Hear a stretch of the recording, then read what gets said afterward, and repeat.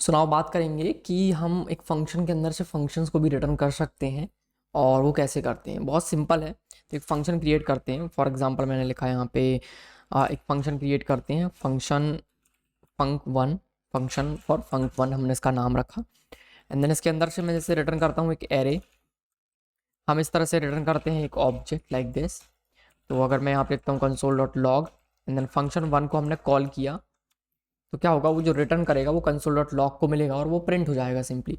तो क्या प्रिंट हुआ यहाँ पे, जो भी रिजल्ट था वो प्रिंट हुआ। इसको मैं एक वेरिएबल में होल्ड कर लेता हूँ। मैंने कहा const result is equals to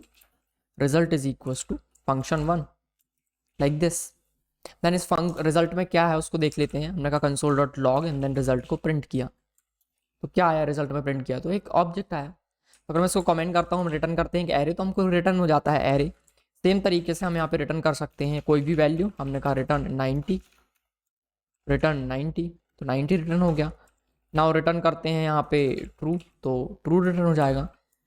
तो हर एक वैल्यू, कोई भी हम वैल्यू क्रिएट करते हैं, फंक्शन हो या फिर वो क्लास हो या फिर कोई भी बुलियन वैल्यू ऑब्जेक्ट, सबके सब ऑब्जेक्ट्स होते हैं, राइट। तो जब हम फंक्शन क्रिएट करते हैं तो फंक्शन भी एक रेफरेंस है। फंक्शन को हम किसी वेरिएबल में स्टोर कर सकते हैं, फंक्शन को पैरामीटर में पास कर सकते हैं। तो वैसे ही हम फंक्शन को रिटर्न भी कर सकते हैं। तो हम यहाँ से रिटर्न कर सकते हैं कोई भी फंक्शन। तो अगर मैं यहाँ पे लिखता हूँ रिटर्न, तो एक फंक्शन क्रिएट कर लेते हैं बाहर, या फिर इसके अंदर ही हम एक फंक्शन क्रिएट कर सकते हैं, फंक्शन के अंदर फंक्शन। तो हमने एक फंक्शन क्रिएट किया इसके अंदर, हमने कहा फंक्शन इनर फंक्शन, एक इनर फंक्शन बनाया। एंड देन हमने कहा console dot log hello from inner function. Okay, तो हमने लिखा हेलो फ्रॉम इनर फंक्शन। तो हम फंक्शन वन को नाम दे देते हैं आउटर फंक्शन, ठीक है। तो हमने लिखा आउटर फंक्शन। ना उस आउटर फंक्शन को हमने कॉल किया, तो आउटर फंक्शन ने एक फंक्शन हमको रिटर्न किया। तो वो जो रिटर्न फंक्शन उसके अंदर क्या है, अभी अभी हमने कुछ रिटर्न नहीं किया एक्चुअली में, तो हमको रिटर्न करना पड़ेगा ये इनर फंक्शन। तो एक आउटर फंक्शन के अंदर हमने एक और फंक्शन बनाया और उस फंक्शन को हमने रिटर्न कर दिया। तो जब हम आउटर फंक्शन को कॉल करेंगे तो आउटर फंक्शन कॉल होगा, जब कॉल होगा तो ये फंक्शन डेफिनेशन क्रिएट होगी और हमने उसको रिटर्न किया तो वो रिटर्न हो गया। तो हमने जब रिजल्ट को प्रिंट किया तो हमको एक फंक्शन मिला। तो ये क्या हमको मिला, एक इनर फंक्शन मिला। तो हमने इसको नाम दिया अनदर फंक्शन, FUN फंक्शन, क्योंकि हमको रिटर्न में एक फंक्शन मिला तो हम उसको कॉल कर सकते हैं। तो हमने इसको बाद में इसको कॉल कर दिया। यहाँ पे रिजल्ट आया हेलो फ्रॉम इनर फंक्शन। तो हम इसको कट करते हैं, कोई भी आउटपुट नहीं है इसके अंदर। अभी हम यहाँ पे लिखते हैं console dot log from outer function. जब हमने आउटर फंक्शन को कॉल किया, ये लाइन एग्जीक्यूट होंगे, देन कंसोल डॉट लॉग आया आउटर फंक्शन, तो आया from outer function. Inner function सिर्फ क्रिएट हुआ है, इनर फंक्शन हमने कॉल नहीं किया, हमने उसको रिटर्न किया है। तो रिटर्न किया तो उसको हमने फंक में स्टोर किया, फंक में, एंड देन फन को हमने कॉल किया विच इज फंक्शन, जो कि हमको रिटर्न हुआ है। तो हमने उसको फिर से कॉल किया। जब हम इसको कॉल करेंगे तो ये वाला फंक्शन कॉल होगा जो आउटर फंक्शन के अंदर था। तो हम एक फंक्शन पास भी कर सकते हैं और फंक्शन रिटर्न भी कर सकते हैं। तो ऐसा फंक्शन जो एक फंक्शन रिटर्न करता है या फिर एक फंक्शन अपने आर्ग्यूमेंट बॉडी में लेता है, हम उसको बोलते हैं higher order function, HOF, higher order function. Higher order function हम उसको बोलते हैं। यहाँ पे कौन सा हायर ऑर्डर फंक्शन है हमारे पास, तो जो आउटर फंक्शन है वो एक हायर ऑर्डर फंक्शन है, ठीक है, हायर ऑर्डर फंक्शन।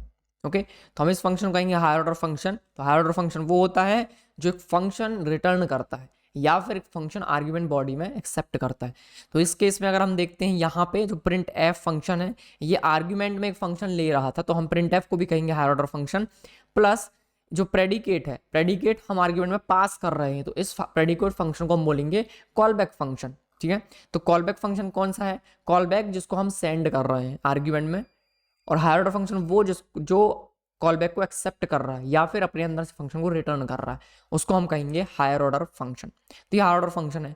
तो इससे मुझे क्या बेनिफिट मिलता है, एक छोटा सा एग्जांपल मैं लिखूंगा जिससे आपको पता चलेगा कि इसका क्या एक्स्ट्रा बेनिफिट है, हायर ऑर्डर फंक्शन से हम क्या चीज़ें इंप्लीमेंट कर सकते हैं।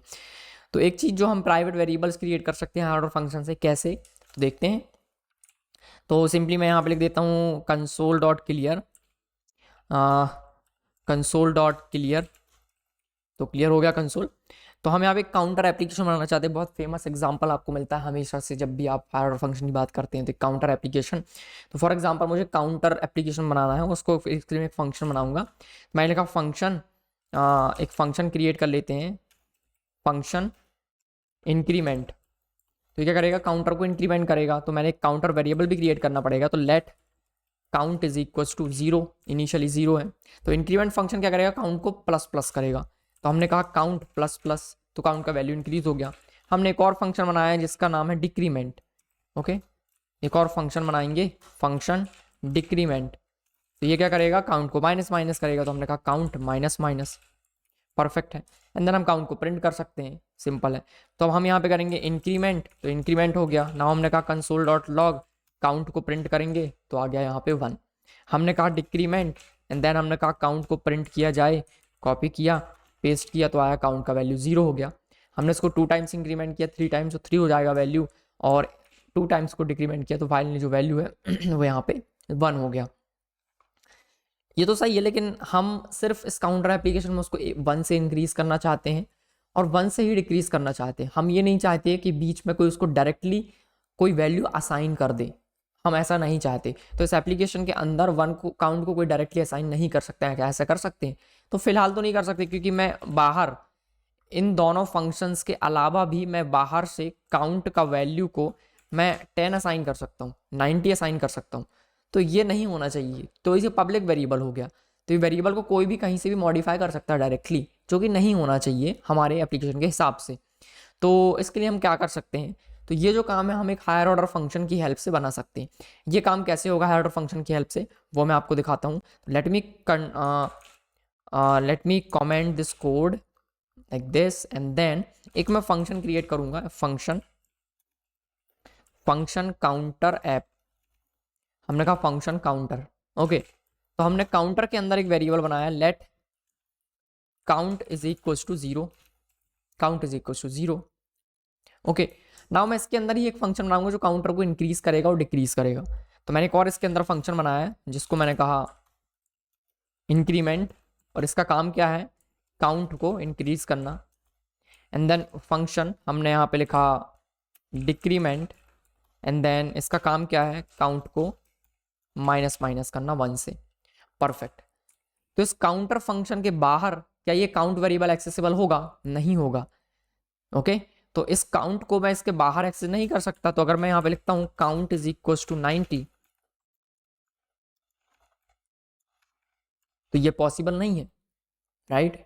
काउंट इज इक्वल टू 90 ये पॉसिबल नहीं है, मतलब ये जो वेरिएबल हमने बनाया ये दूसरा वेरिएबल होगा, ठीक है। तो ये जो वेरिएबल है ये डिफरेंट है। तो ये वेरिएबल जो हमने अकाउंट इनिशियलाइज किया, ये इस वेरिएबल को इनिशियलाइज नहीं किया, वो एक सेपरेट वेरिएबल होगा, ठीक है। तो हम उसको एक्सेस नहीं कर सकते क्योंकि वो उस फंक्शन के अंदर है और उसका एक स्कोप होता है कि जो वेरिएबल है ये इस कर्ली ब्रैकेट के अंदर और उसके अंदर ही एक्सेस हो सकता है, बाहर नहीं, ठीक है। तो फिर क्या करेंगे इस केस में, आप कैसे इस पे काम करेंगे, ठीक है। इसको एक्सेस नहीं कर सकते, फिर इंक्रीमेंट डिक्रीमेंट कैसे करेंगे इस फंक्शन के बाहर। तो हम क्या करते हैं कि हम इंक्रीमेंट और डिक्रीमेंट फंक्शन को यहाँ से रिटर्न कर दें।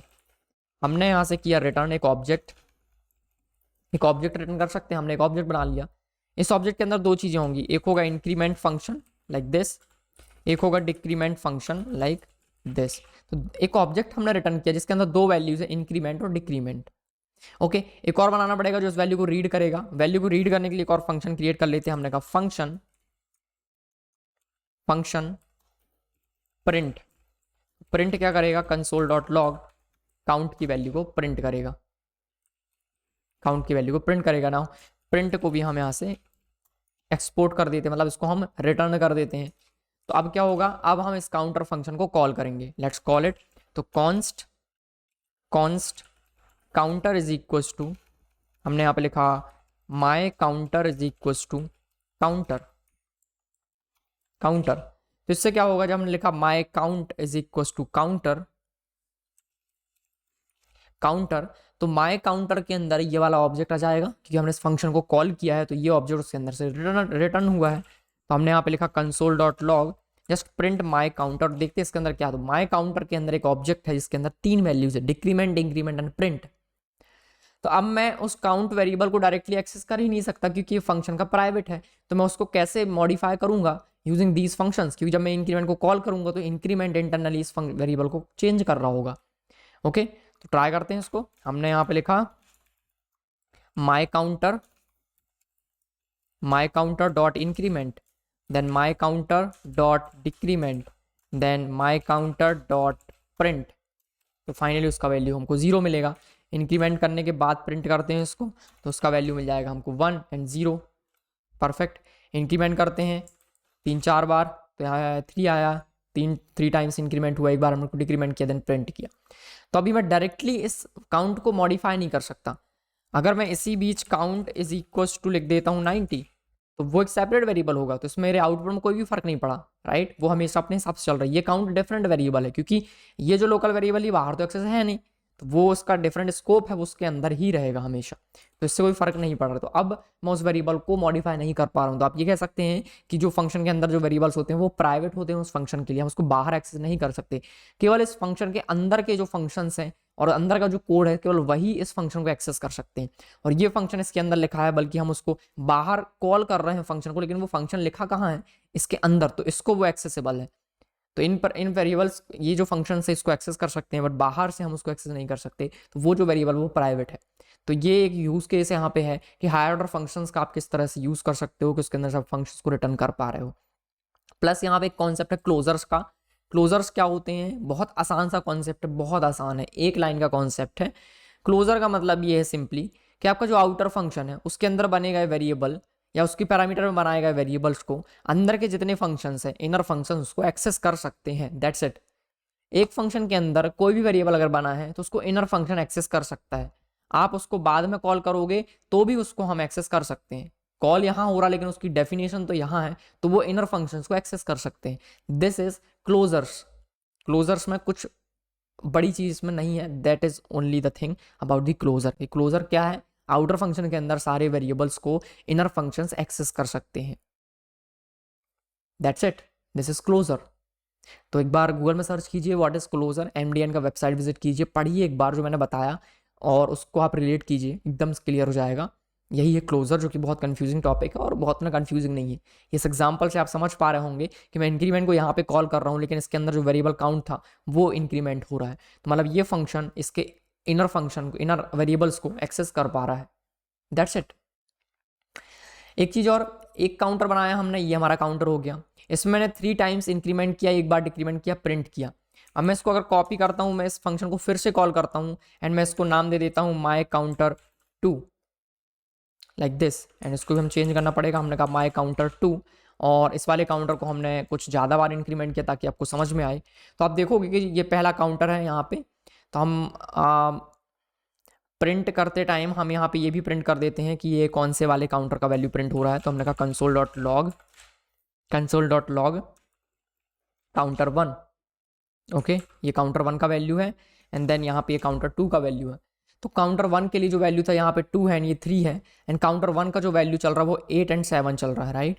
तो मैं इसको कर देता हूँ यहाँ पे counter 2 and the top counter 1। तो काउंटर 1 की जो वैल्यू एक बार 3 थी, एक बार 2 है, काउंटर 2 के लिए 8 एंड 7 है। तो इसका मतलब ये है कि मैं इस फंक्शन को जितने बार कॉल करूंगा उतने नए काउंटर्स मेरे लिए बन रहे हैं। ऐसा क्यों? क्योंकि मैंने एक बार फंक्शन को कॉल किया तो ये सारे वेरिएबल्स एंड फंक्शंस फिर से बनेंगे, एक नया ऑब्जेक्ट रिटर्न होगा। फिर से काउंटर को कॉल किया, फिर से एक नया वेरिएबल लेट काउंट बनेगा, नए फंक्शंस डिफाइन होंगे, नया ऑब्जेक्ट यहाँ से रिटर्न होगा। क्योंकि वो नए नए ऑब्जेक्ट्स हैं, 2 ऑब्जेक्ट्स हैं, तो जब हम दोनों ऑब्जेक्ट का अलग अलग इंक्रीमेंट मेथड कॉल करेंगे तो उस पर्टिकुलर ऑब्जेक्ट का इंक्रीमेंट कॉल होगा। 2 ऑब्जेक्ट है, इंक्रीमेंट कॉल किया पहले काउंटर पे तो इसका इंक्रीमेंट कॉल हुआ, दूसरे में इसका कॉल हुआ, पहले पे डिक्रीमेंट इसका कॉल हुआ, फिर डिक्रीमेंट इसका कॉल हुआ। तो 2 अलग अलग ऑब्जेक्ट्स यहाँ पे काम कर रहे हैं, इसलिए 2 अलग अलग काउंटर हमने बना लिए। तो इस तरह से आप एक ही काउंटर के मल्टीपल यहाँ पे ऑब्जेक्ट बना के मल्टीपल काउंटर्स यहाँ पे क्रिएट कर सकते हो यूजिंग दिस, ओके। तो सबका अपना अपना स्कोप होगा, अपना अपना वेरिएबल होगा और अपनी अपनी मेथड्स होंगी। तो अगर आप इंक्रीमेंट कॉल करोगे तो वो दूसरे वाले काउंटर का काउंटर नहीं होगा, वो उसका खुद का काउंट होगा। तो अलग अलग रेफरेंसेस, अलग अलग ऑब्जेक्ट्स, अलग अलग counter application. So this is the beauty of closures, ठीक है। इसके बारे में और डिटेल में हम आने वाले कुछ वीडियोज़ में आगे बात करेंगे, जब हम Express.js और रिएक्ट पे बात करेंगे तो उसके बारे में और मैं आपको डिटेल में इस पर बात करूँगा कि ये कैसे काम करता है और इसका क्या यूज़ केस है। Okay, so that's it for this video. I hope समझ में आया होगा आपको higher order function and closures के बारे में क्या चीज़ें हैं ये। Okay, see you in the next video.